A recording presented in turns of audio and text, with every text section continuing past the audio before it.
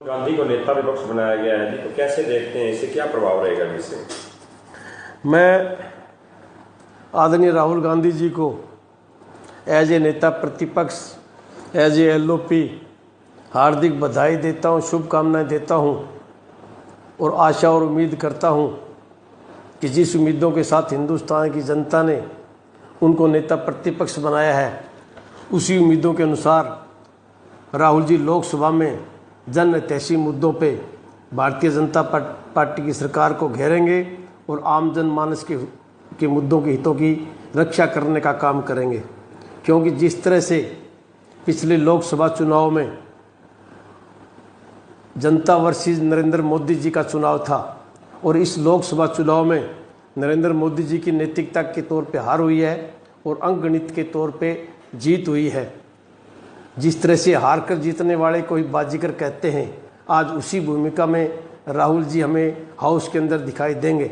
क्योंकि वो चाहे अंकगणित के मामले में पिछड़ गए हों, लेकिन नैतिकता के मामले में आज उनकी जीत हुई है। और अब एज ए नेता प्रतिपक्ष राहुल जी हर मामले में इंटरवीन कर सकते हैं, इंटरप्ट कर सकते हैं, हस्तक्षेप कर सकते हैं। पहले जब भी राहुल जी जन हितैषी मुद्दों की बात करते थे तो भारतीय जनता पार्टी के सांसद हर बार उन्हें टोका टिप्पणी करके डिस्टर्ब करने का प्रयास करते थे, ताकि आम जनमानस को उनकी भावनाओं का पता नहीं लग सके। और अब एज ए नेता प्रतिपक्ष के तौर पे पूरे हाउस को उनकी बात सुननी पड़ेगी और आम जनमानस को पता लगेगा कि लोकसभा के अंदर भारतीय जनता पार्टी की कार्यप्रणाली किस तरह की रहती है।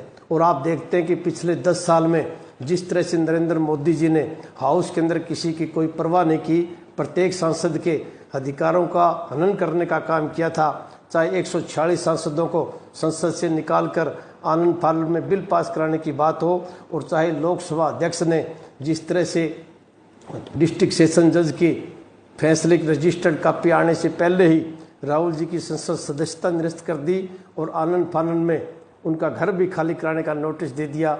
इस तरह की एक्स्ट्रा एग्रेशन पे अब कहीं ना कहीं रोक लगेगी और भारतीय जनता पार्टी हाउस के अंदर किसी भी सांसद के अधिकारों का हनन नहीं कर पाएगी। और आप जिस तरह से जानते हैं कि एज ए नेता प्रतिपक्ष को प्रधानमंत्री के बराबर के अधिकार होते हैं हाउस के अंदर।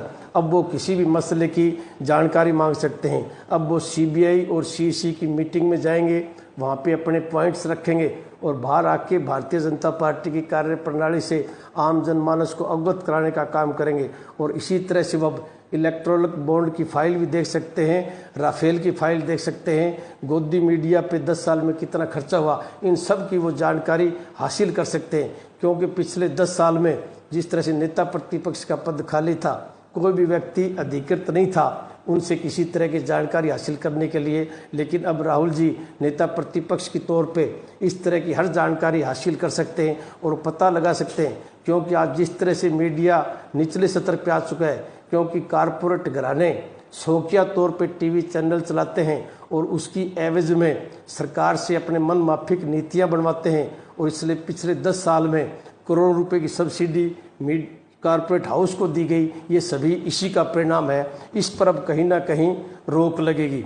और जिस तरह से मोदी सरकार की कार्यप्रणाली के बारे में आपको बताऊं, पिछले 10 साल में, क्योंकि हिंदुस्तान को, भारतवर्ष को युवाओं की खदान कहा जाता है, और पिछले 10 साल में कितने बच्चे बाहर जाके अपनी नौकरी की बात हो, चाहे कोई पढ़ाई की बात हो, लेकिन नरेंद्र मोदी जी पिछले 10 साल में ना तो हमारे युवाओं को रोजगार दे पाए और तो और युवाओं के उज्जवल भविष्य के लिए ये ठीक से एग्जाम भी नहीं करा पाए। दर्जनों पेपर आज लीक होते हैं। और इसी तरह से किसी भी मंत्री की पिछले 10 साल में कोई जिम्मेवारी नहीं थी। आज 2 राज्य जल रहे, मणिपुर और जम्मू कश्मीर, लेकिन गृह मंत्री कुंभकर्ण की नींद सो रहे। इसी तरह से 2 रेल दुर्घटनाएं हुई, दर्जनों पेपर लीक हुए और भी बहुत सी बेकायदियाँ हुई, लेकिन किसी भी मंत्री का कहीं भी कोई अधिकृत बयान नहीं आया। अब राहुल जी के प्रतिपक्ष नेता बनने के बाद में सभी बातों का जवाब हाउस के अंदर लिया जाएगा और सभी मंत्री इस जवाब देने के लिए बाध्य होंगे और आम जनमानस के हितों की रक्षा होगी। और एक बार मैं पुनः आपके चैनल के माध्यम से